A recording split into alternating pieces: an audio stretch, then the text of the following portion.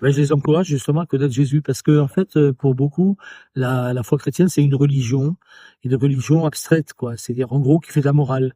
Donc, ils réduisent en fait à de l'action d'un bol de riz, ou en gros, ils se disent il faut faire le bien et pas le mal.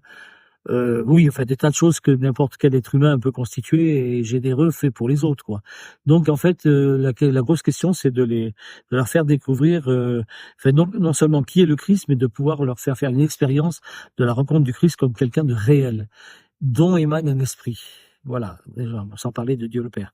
Enfin, au moins ça, qu'ils puissent rencontrer le Christ comme quelqu'un qui a existé réellement, qui est consistant, qui est pas une vague idée, mais qui a posé des actes, qui a une logique très particulière, des paroles très particulières.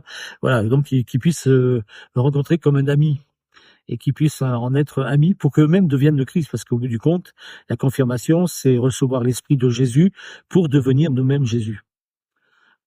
Il y a du chemin. Alors, ce qui est très très beau, c'est qu'il y a des jeunes qui demandent la confirmation, parce que tout ce que je viens de dire, évidemment, il faut se réjouir que des jeunes soient là. La plupart de tous ceux qui étaient au catéchisme ont disparu.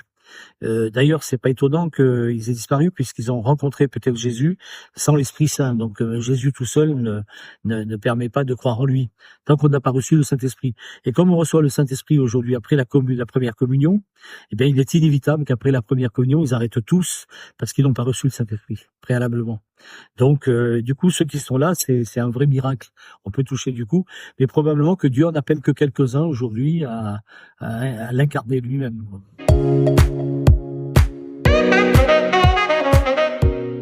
Il y a une chose aussi sur laquelle j'insiste de plus en plus avec les animateurs, c'est que c'est une vraie régularité. Une fois par mois, ça suffit pas pour s'identifier à l'Église, pour vivre une expérience d'Église.